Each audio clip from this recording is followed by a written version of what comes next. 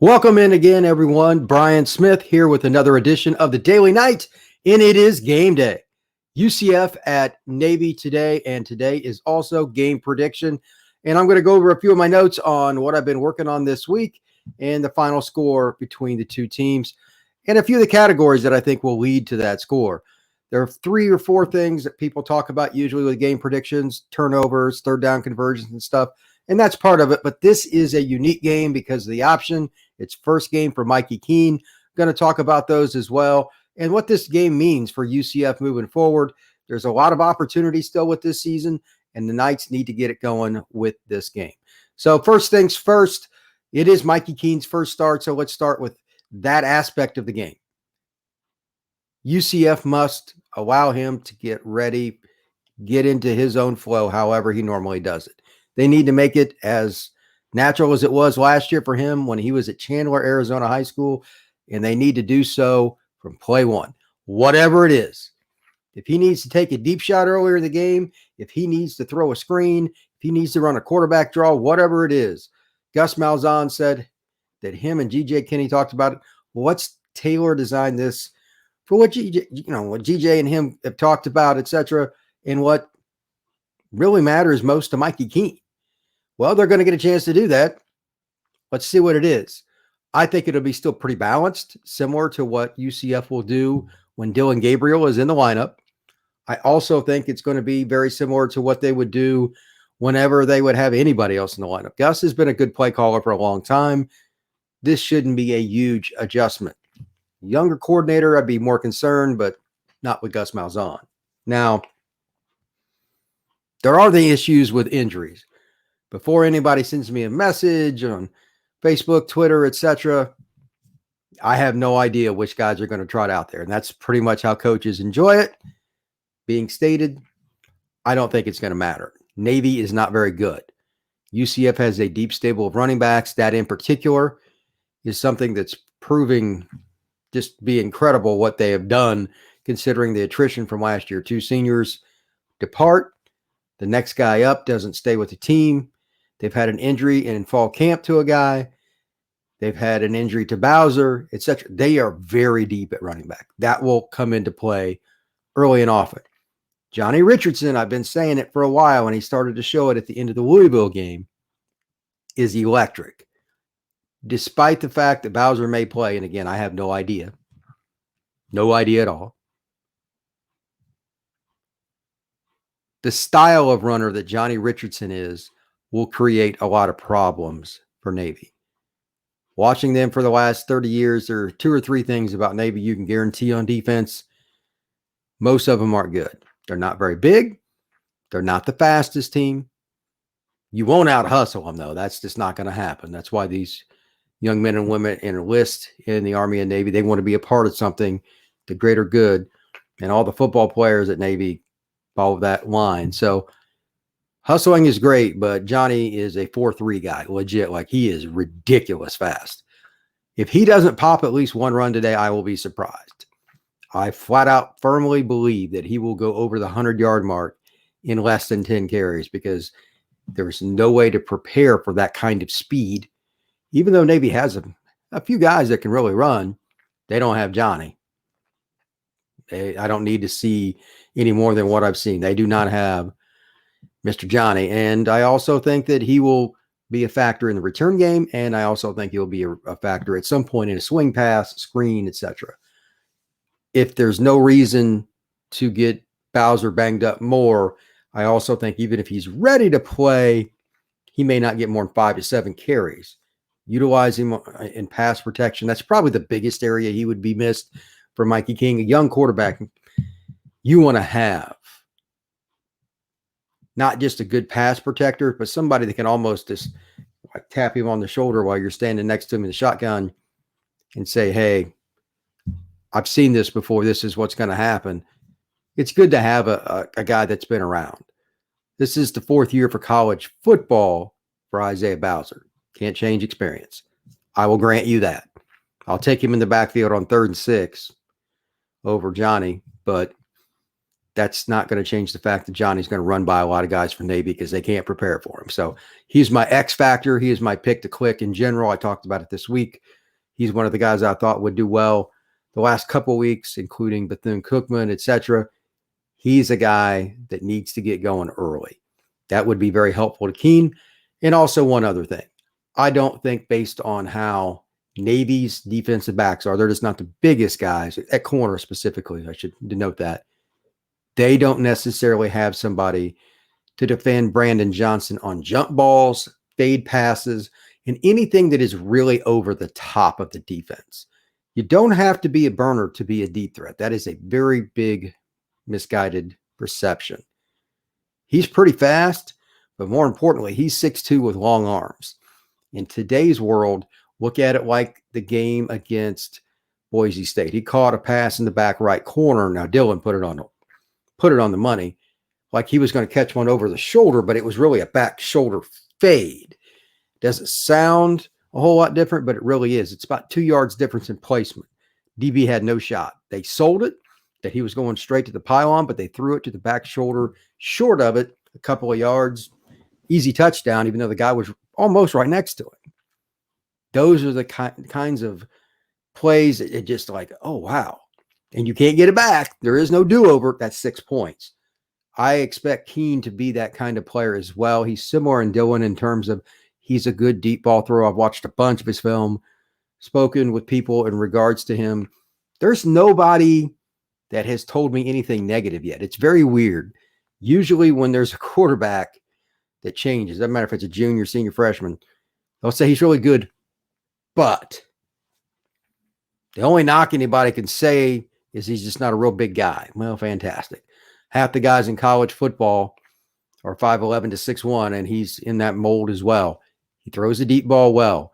He's going to take some shots, and I'm sure O'Keefe, and if Jalen plays, that's another guy. We don't know what's the situation. If they're around, they're sure going to throw it to him, but they're going to rotate coverage, do different things against them because of their speed, and Navy doesn't have that overall, especially at the linebacker level when they run crossers and stuff. That's fine, but they don't have anybody for Brandon either. I think he's going to have a very big game in terms of productivity per catch. He's going to catch at least one deep ball and maybe another. We'll see. Maybe I'm wrong, but that is my other pick to click. On the defensive side for UCF, I think there's going to be one player, and this shouldn't make anybody on Navy's side happy, but it's just true. They cannot block Kalia Davis if he comes with his A game. Zero shot. 310 pounds, athletic. Navy does not match that. Their line, I can look it up here in a second, but it's based on chemistry, movement, and technique. And they've done a great job for decades of running the football through the triple option that way. But the teams that they struggle with traditionally have a 3 technique or nose guard or both that will just get inside, demand double teams, and even though they are double teams, split them, push a guy back, drive the quarterback into another area because, well, look there. The offensive guard is in my lap because the 3 tech is 3 yards deep in the backfield. Just raw talent. Very little to do with coaching. That guy just better than the dude I have in front of me. I need to move the pocket now. Navy doesn't throw the ball well anyway, but usually when those kinds of plays happen, the ball just goes up in the air. It's a pick. He can have an impact on the game with 2 tackles that it can't be defined in a box score. And I also think that Khalil will have 2 to 3 tackles for loss, if not 1 or 2 sacks against Navy. Their offensive line stinks. They have 16 sacks they've given up. I've literally looked up that stat 3 times this week. I'm like, am I really looking at that right? Because Navy doesn't throw much. They don't throw much. How in the world does Navy have an offensive line that has permitted 16 sacks? You are an option football team. That could be an entire year. Okay. 3 freaking games? That's pathetic. Navy does not pass protect well, and I know that's not their gig, but there's got to be other issues as well. Xavier Arline's a sophomore. He's had to have messed up at some point with the pass protections he's setting in front of himself, mix-ups, ball going over his head. They've had blunders. Without going through just tons of their film, I've just watched some of their basic option stuff. and they're paying. Welcome to Navy football. But they just don't have anybody that is a dominant player up front, in my eyes. And quite frankly, they don't have anybody to block Kalia. That's where it's going to start. And that'll also put them in more 2nd and 8, 2nd and 12 range. And when Navy is behind the chains as an option football team, a true triple option team, check out the article from a day or two ago about that. It defines some of the great quarterbacks and whatnot and what they have to do and how they pass the football with guys like Donovan McNabb, etc. Navy doesn't do that. They are just, we run the ball. They are not a good passing football team. If you look at that, once they get behind the chains, that's when their negative plays take place. Their tackles for loss, it is bad. They also, besides the 16 sacks, they have allowed 28 tackles for loss in 3 games.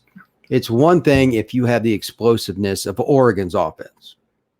It's another, perhaps, if you have the running game like Florida does. Gators have transitioned really well this year from a passing to a rushing attack. They've got some good running backs, and they're moving the football that way. Okay, they might get a 2-yard loss, but the next one they might get a 12-yard gain. Navy isn't getting that right now. They're scoring 10 points a game. They are dead last in the NCAA. So those are some of the things that I'm kind of concerned about for them. But UCF should be able to mitigate what they can do on 1st and 10. And that's because of Kalia, and then Kalia later will be able to pressure. Big Cat will be able to pressure. I think Jean-Baptiste will be a big factor in this game. They'll move him around a little bit, probably drop him down, and have him come off the edge. They'll run some stunts, some blitzes that way. It depends on how you want to define it, but a stunt and a blitz are pretty much the same thing to me when the linebackers are involved. Kalia comes around. Jean-Baptiste comes the other direction. They kind of switch, do anything they can. This line games is the generic name for it. If it's 3rd and 7, Navy's in trouble. They're going to run some draws and screens from it. But the way that UCF's scheme is and the way their athleticism is at the 2nd level, I don't think quarterback designed run is going to be as impactful as it would be against some other teams in the American Athletic Conference. Number 1, you still got Kalia. Number 2, in the middle, they have experienced linebackers. It's just not going to happen. Gilliard, Baptiste, Tatum Bethune, etc. Yeah, I don't see it. So I think Navy will be behind early, and that's when I think Mikey Keene will actually benefit. If UCF gets a 7, 10, 14-point lead, anywhere in that range, and you have a full gamut, a full playbook, that is when he can really utilize the run-pass option game. He can use his own quarterback run game, sprint outs. Not there, he'll take off 2nd and 6, 2nd and 5 instead of throwing away. He's a pretty good athlete, basketball player, etc. growing up. He's a pretty good athlete. And he's also going to hit a deep shot to Brandon or somebody else. UCF will have explosive plays in the first half. Remember, I said that in the first half. They're going to move the football. Now, there's probably going to be something goofy with the freshman at some point this year. There's probably, could be the Navy game. He might go the wrong direction to hand it off, eat it. There might be a drive like that, and that's okay. It's part of life. But they should have explosive plays, and that makes up for a lot. If Johnny takes a draw for 70 yards and a score and then went 3 and out on the possession before, if you go 1 for 2 and you get a touchdown, it's okay. The things that I wrote down for Navy to win would really personify the definition of an underdog. I've got 3 things. +2 or more in the turnover column. That holds water in any game. Quarterback Xavier Arline. Good player. Talked about him in yesterday's article. He can run, but he's still making a lot of mental errors. He's only a sophomore. Played some as a freshman last year, but he's just a sophomore. He's certainly not Malcolm Perry, one of the greatest option quarterbacks of all time.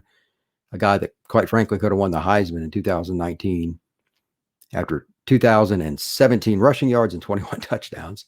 Xavier Arline is a far cry from that right now. He needs at least 100 yards rushing, probably a couple of scores. Add that in there. And then the third one is the one I talk about all the time, and it's one of the reasons I did the unsung heroes on the special teams unit earlier this week. There's a situation where if you're the favorite, and especially if you're on the road and the other team's fans are just, we need something. Don't launch the ball over the punter's head. Don't have a field goal blocked in return for a touchdown. Don't drop a punt on your 12-yard line and the other team recover. Cannot have freebies. First thing on there, +2 in turnovers for Navy. Special teams ties into that especially. A punt block doesn't go down as a turnover. It's worse, though. Having a kickoff return for a touchdown, and I was just looking at their stats with that. They're okay. Don't let that change. That's a huge factor. Finally, if you kind of look at them, no unsung hero for them can go out and have a 140-yard game. Their fullbacks are okay. They can't, for some reason, go off against you. Can't be anything like that either. I'll throw that in as well. For the Knights, my main factors were this. Quarterback consistency. Can't have good play, bad play, good play, bad play, good play, bad play. Can't have it. Mikey Keene needs to be a quarterback, not Mikey Keene, the freshman. The days of using that as an excuse are pretty much gone in college football with the way the game is more tailor-made to a quarterback to fit his needs. Teams adjust a gazillion times better than what they used to. Why? I don't know what it is, but forever, head coaches wanted you to change to them, even if your skill sets didn't fit it. It was so dumb. And those guys still made a lot of money then too. But now teams will adapt. And that's what G.J. Kinney was talking about when he mentioned it to Gus, and Gus passed it on to members of the media, myself included. Hey, let's just design them about what Mikey wants to do, what he's comfortable with.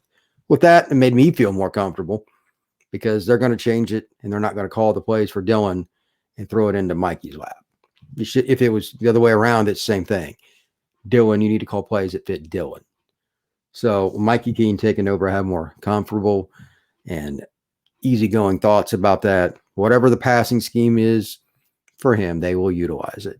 The running scheme as well, because he's going to have to utilize the run-pass option. That's part of their offense in general, and in college football, he'll be fine. Lean on the offensive line. That's the second thing. Lean on the offensive line. Experienced group, Matthew Lee back at center. Pound the football. Primarily for me, this is just my own subjectivity, between the two guards. Between the two guards. Names at that point don't matter. Just zone block, move Navy. They're going to run line games or something because they're going to have to. This will be the best O-line they probably play this year. Normally, that would be Notre Dame for them, but their offensive line's terrible. UCF's is far better. UCF should manhandle them up front. And to that end, just to give you an idea, so far, the opponents for Navy, they've done a pretty good job. They're solid against the run. 404 yards allowed in 3 games, 3.37 yards. That's not bad. But they haven't played somebody with this much talent up front and this much size. One of my other picks to click was Cole Schneider, senior. He's an extremely powerful man. I think he might be the best player in the game, at least for the offense. And I know linemen don't get stats. I get it. When the hole is so big that I can run through it, and believe me, I'm out of shape, it's not a good thing. I expect to see a few of those. And that's one of the reasons I picked Johnny to have such a great game running the football. You give him a crack, it's going to be a problem. UCF should be able to run the ball, and they should hit 200 yards rushing. Could go for 260, something like that, which is pretty much on par for them. But Navy takes away possessions with their style of play. So instead of 12, you'd have to do it in 8 to 10, somewhere in that range. I still expect them to run the ball that well. Mikey for about 225 is what I expect in terms of passing with a few chunk plays. He may not complete more than 10 or 12 passes, but I think some of them will go for really big yardage, and I think the stats will be inflated. Maybe like 14 for 25, something like that. 14 for 24 is what I would expect overall. And that's fine because the shot plays included. That would make it very difficult for Navy to win the game. And bottom line, you play to win the game. That old saying that's beat up from Herm Edwards, it's still true. So the last thing that I put, and this is something that is outside the box based on the statistics, because they certainly haven't had much of it. They are awful running the ball, throwing it, etc. Navy only has 3 rushing touchdowns in 3 games. That is unbelievable.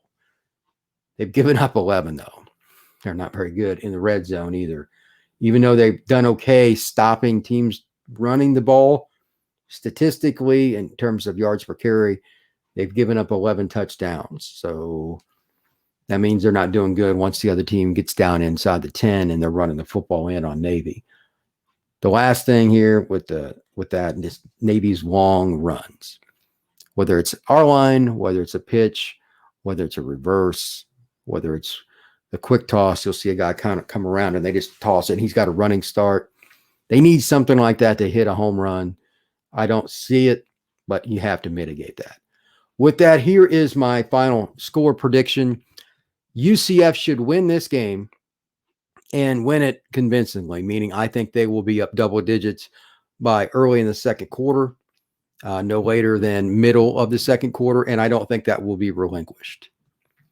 I don't think that Navy will be within 2 touchdowns the rest of the game once we get to, say, early third. It'll just be like 24-10 at halftime, something in that range, and then they will win the game going away. I think that we're looking at 45-20. That is my final prediction. So UCF fans, enjoy the day of college football. I'm going to have some predictions for some other games. Check out the information at Inside the Knights. That's right. Check it out at Inside the Knights. You type that into Google, you'll find my site really quick.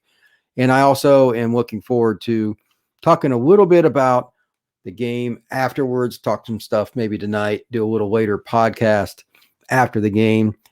It's his first start. You only get one of them. So I want to talk about Mikey Keene's performance. Also going to discuss the game plan and some of that stuff. It's fun. This is what college football is. It's more unusual, if you will, than the NFL, where it's much more cookie cutter. This is who we are. We have professional players. You plug in one guy to this spot. This guy's out. You put this guy in. College is not that way. There are a lot of differences. Quarterback to quarterback, D lineman to D lineman, etc. There'll be plenty to talk about. And I'll have a post-game show tonight.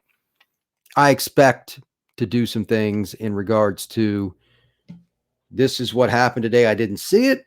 Happy with this, etc. There's going to be a couple of surprises that I have nothing on my pieces of paper here, and I got notes everywhere. There's going to be something. What's it going to be? So I'll be at Ducky's today in Tampa for the UCF of Tampa Club. I'm going to check that out, meet some people. Everybody be safe wherever you may be watching the game, and have a wonderful Saturday afternoon. I know that I will. Take care.